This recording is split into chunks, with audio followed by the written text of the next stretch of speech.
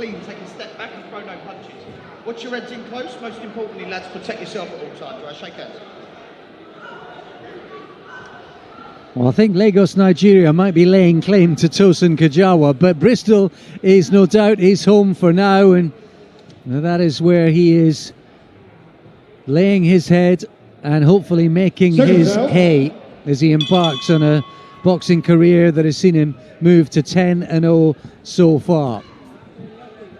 And early on he will look to work behind that long jab and keep things at range, but that's exactly the opposite of what Adam Cieślak wants.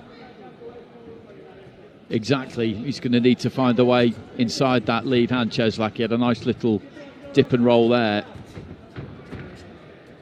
but he's showing us in the early stages, Kejawa, that it looks like he does have a solid enough jab. But Cieślak, as you can see right from the beginning, we talked about it on the tail of the tape, he does try and get something done. He does look to try and win, and when you're up against him, that makes him a good opponent, a good test, because he brings some ambition, but that also gives you an opportunity. It's not the case here that you're up against someone who's just looking to cover up for 6 rounds. He gives you more than that. Indeed, and because of that, when you've got a young prospect, the matchmakers have got to give it good thought about whether this is the right test at this stage of the career, because if there are any openings, any weaknesses, then Cieślak will try and unearth them and try and capitalise on them. And he's obviously game. I mean, I know you have to be in the away corner, but he's giving away some size here because he's a middleweight, really, Cieślak, isn't he? I think super middleweight at an absolute stretch. He's definitely not a light heavyweight, and Kejawa definitely is. Yeah, the 6 pounds up was 6 pounds between them at the weigh-in yesterday. He did weigh in at light heavy last time up, Cieślak, but as Andy said, prior to that, he's sub 170 pounds regularly. In fact, he was in between super light and welterweight once upon a time. So yeah, there is certainly a discrepancy naturally in body weight and size, different stages of their career, but ultimately it can come down to attitude, mentality, and indeed a punch or punches. Nowe opony tylko na Oponeo. Darmowa dostawa w 24 godziny do domu lub warsztatu. And ultimately last time, what looked like it could have been a bit of a cruise and a dominant night for Kejawa. All it took was a right hand and a left hook, and suddenly all the plans went out the window, as Mike Tyson famously once said. And you know, it just became a bit of a fight, and ultimately he had to show something else in that fight, but probably not the kind of thing that Tony Borg and his team were hoping they were going to see at this stage of his career. It's a strange one, that, for a trainer, isn't it? Because in a way you're pleased because he's been put down early. You'll know that in the back of your mind you're kind of wondering whether that should really have happened against the kind of opponent he was in with. But you can't be perfect every time, can you? And if you can dig in and turn things around, then that's always a good sign. Absolutely right. There was a lovely chopping right hand from Kejawa that we saw just before the end of the round, and I think that got the attention of Cieślak. And we spoke about it, I think, before, Andy, about we're always, certainly as fans, as pundits and as commentators, we're always hyping up negatively when a fighter gets clocked, and it's the business they're in. You know, we always view it negatively. Oh, he shouldn't be taking shots like that, but it's the business, and it's how you react to it. Obviously, there is the mantra, hit and don't get hit, but the likelihood is that they're going to get their feet wet. 100%, and some nights a fighter, to an extent, chooses to take a few because they realise that the best way to win, A to B, they don't really have the power to bother you. You're okay to walk through a few to finish them off, and then you'll get criticised for taking too many punches, particularly if you turn professional with a big reputation. Buatsi used to get that a bit earlier in his career, that he was taking a few too many on the chin, but the reason he decided to do it in 2 or 3 fights was because he wasn't bothered by the power, and he knew the quickest way to get the job done was just to take one to land 5 or 6, and it's not realistic to think that somebody's going to go through their entire career punch perfect. And you need to know at some point, don't you? You need to know.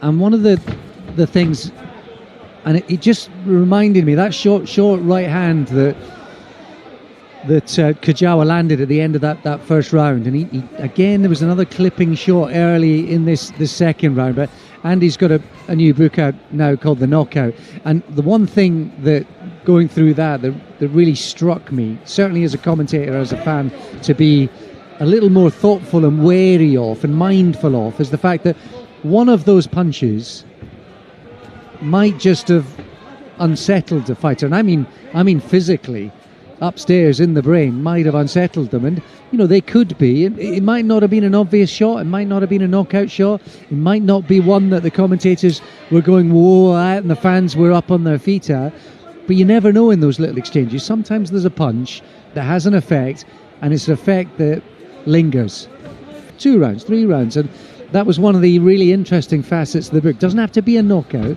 Sometimes there can be a punch at a given time in a fight that actually has a lasting effect during that fight, if not beyond. That's so true, and they can be difficult to see because fighters are so good at disguising it. They're so good at hiding pain. They're so good at making out like nothing has happened, and often it will happen and we won't notice it. And we sat here and done this a lot, and doctors will admit that sometimes it takes them a long time to really see it. But if it has happened, you've been clipped by one and a little bit buzzed, as they would describe it, then your reactions are a that bit slower. You buy feints more because you respond to what your opponent's doing more. You become a little bit more kind of gullible reflex-wise, if that makes sense. And it just has a big effect in loads of different ways and can make you more susceptible to really catching one. And I think that Kejawa has just subtly, if not hurt, then made a little impression a couple of times on Cieślak. Things have just slowed down, and he's got a little bit of control, which I didn't necessarily expect so early on. Shouldn't be a surprise with the skill set he's got, but I think just a couple of those shots might have got through from the bigger man.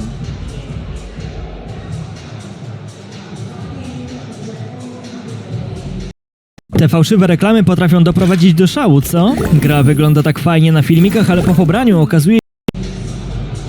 And some people have just got what we describe as heavy hands, haven't they? He doesn't load up that much or throw anything with seemingly massive power here, Kejawa, but it's not really about that. If you can catch somebody with something that they're not completely ready for, or if you can fool them almost by the look of you into thinking that maybe you don't punch that hard, and then all of a sudden you hit them with something that they're not expecting. It's that change of pace more than anything else. It just means that the brace mechanisms aren't quite what they should be, and you end up, as you described in the previous round, you end up getting a little bit hurt by something because you weren't really expecting it. To beat somebody for pace, if you're playing a game of cricket and you're up against a bowler and they beat you for pace, it doesn't need to be express pace. It just needs to be quicker than you thought it would be. And that's often what does the damage. So when we talk about fighters varying up the weight of shot, kind of tapping, and then they'll really sink one in, that's what that's about.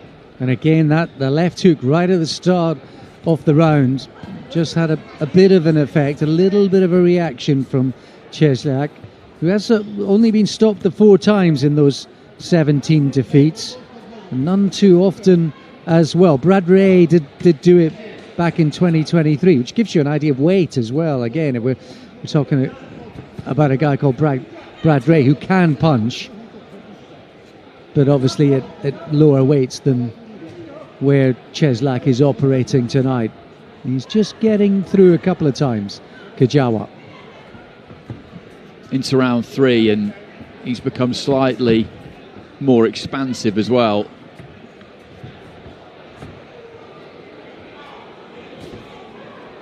Unlike Ashoba, who we saw earlier, she was into football and table tennis when she was younger and almost kind of fell into boxing because it was kind of happening around her with some people she knew and she thought she'd give it a go.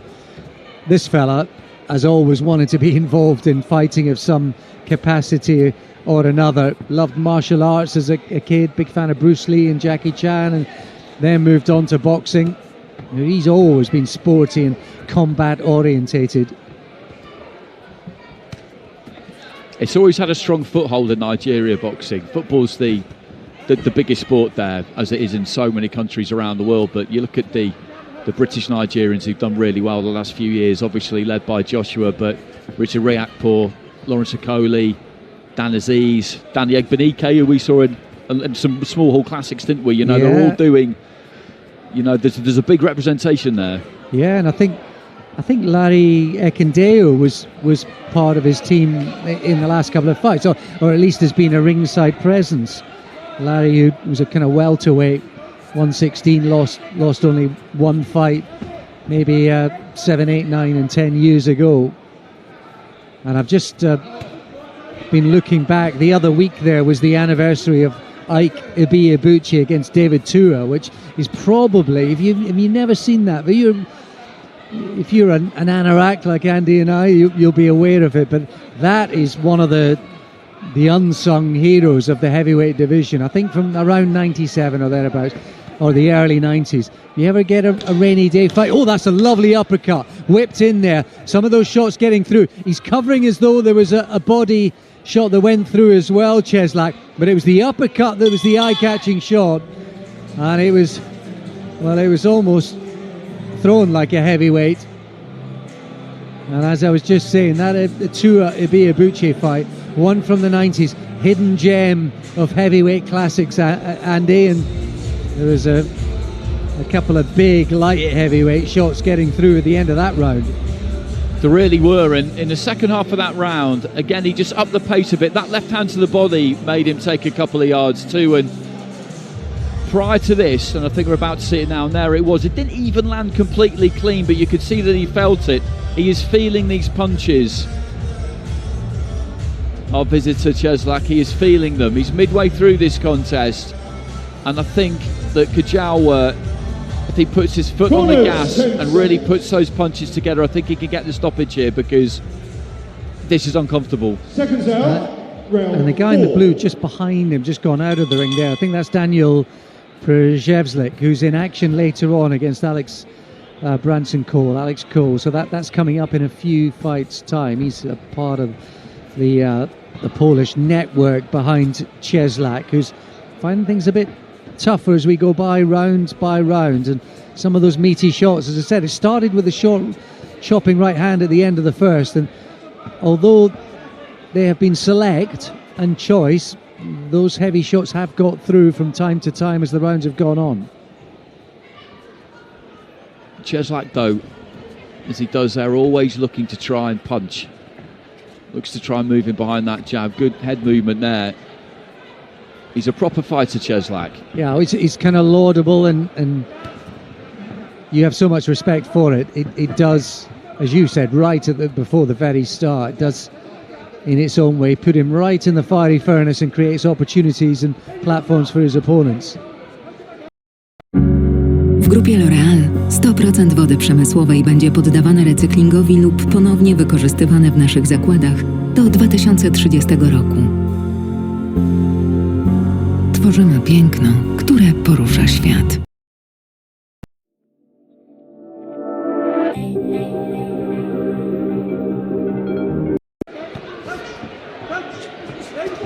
I'd really like to see Kejawa in this round, in the second half of it, or maybe from about now, just try and turn up the heat, because he'll know that when he lands, he'll be able to feel it through those gloves. He'll feel those knuckles land, and he'll feel his opponent give a bit. He knows that he's got the ability here, the capability of doing him some damage, and I want to see him go after it.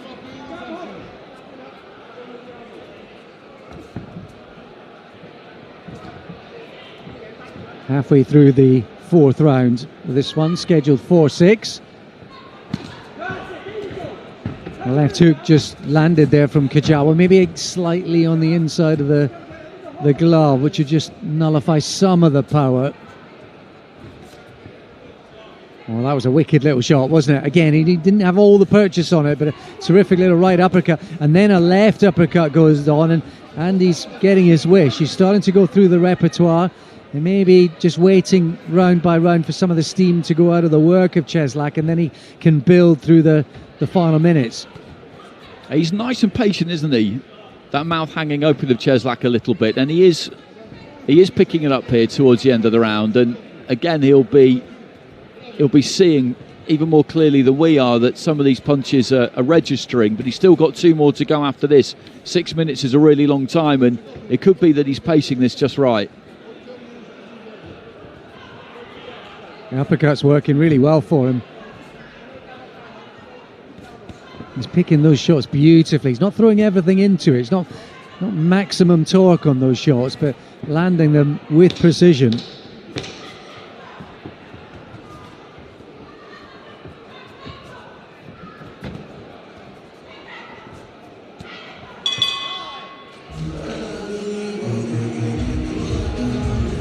Well, the storm's been brewing.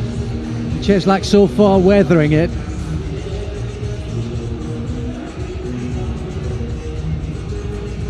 I suspect Tony Borg and the team will be pretty happy in that corner. I think I can see Sean Murray over on the far side is the sponsor who brought Kejawa and Ashoba across from Nigeria to ply their trade here.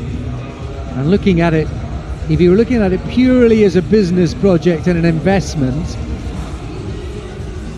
they'd have been looking through their fingers last time up when he went down in the second round, that's for sure. It must be a nerve-wracking business when you've invested somebody like that, but you know there are going to be bumps in the road, but they can both really fight, can't they? You can see that they can both fight. The difficulty is building a profile around a fighter who doesn't have that UK background. Basically, being able to sell tickets is important, and that will be very, very difficult for them, so they'll have to catch the eye whenever they do get an opportunity. So it's great for them to be on the card like this, because they definitely have ability, but that by itself in the business of boxing, it's not enough, is it? No. Sometimes you get sort of fighters who've come from abroad, based themselves here, can really kind of catch on, almost cult status. Remember Choi Svinpurev, who developed a bit of a kind of cult following in his time, I suppose in his own way. Thomas Asomba has in a small way up in the north, and this fella no doubt will have a few friends over the Bristol way.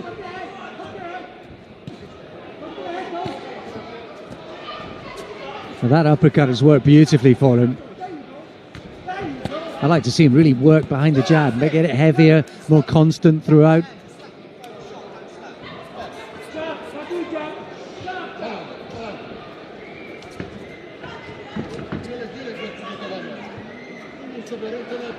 If you've got the ability, but you don't necessarily have the obvious commercial marketability of selling a lot of tickets, then it can still be done. It absolutely can still be done. You need to get a title, because then that becomes your currency. Whatever title it is, then people will have to fight you, because prior to that, they can avoid you, can't they? That's the problem. You become high risk and low reward. And if that's the case, then you have to be patient, and you have to make sure that when your opportunity comes, you take it.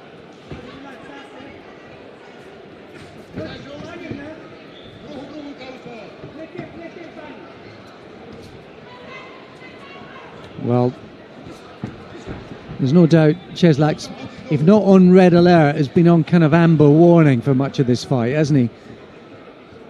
Heavy shots landing every now and then as we head inside the final minute of this 5th round.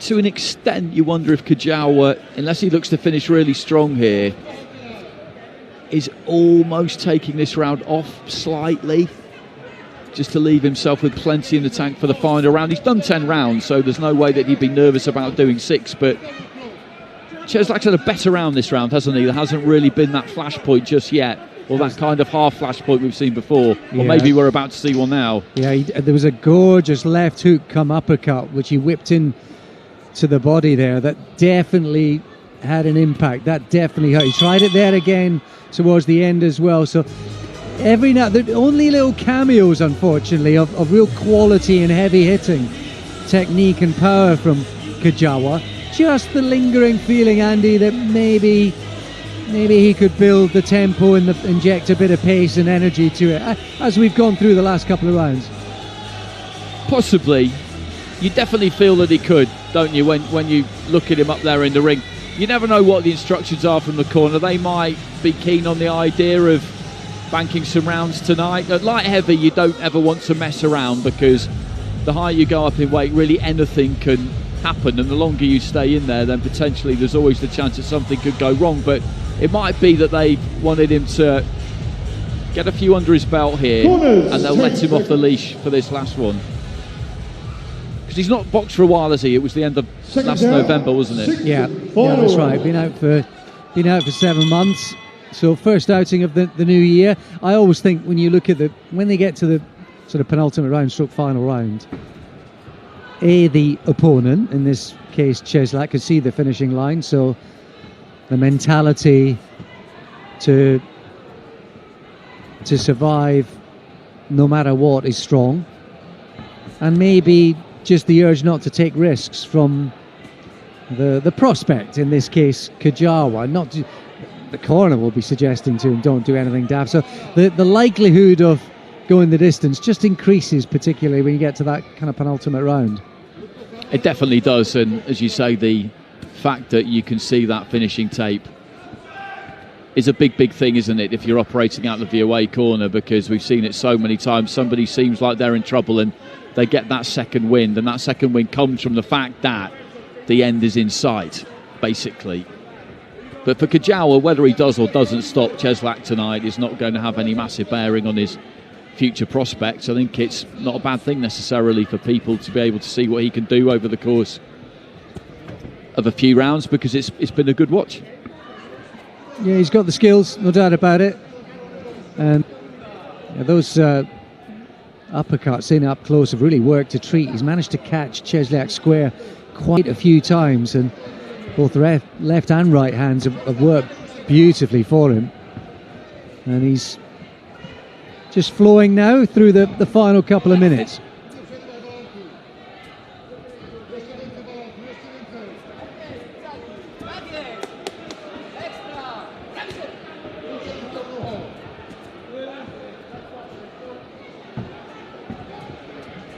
Looks like he's enjoying himself. It does, just up on his toes a little bit. A minute to go. Cieślak, as we've been saying, never stops trying to come forward, and there's some signs to it as well. He's always looking to try and move his head. Got a nice right hand off there. I think it's just a reminder, when you are kind of flowing on the back foot, it's so easy just to kind of paw and flick with the jab, and if you do that, you do create a little bit of opportunity for your opponents, and Cieślak kind of latched onto that. Final 30 seconds.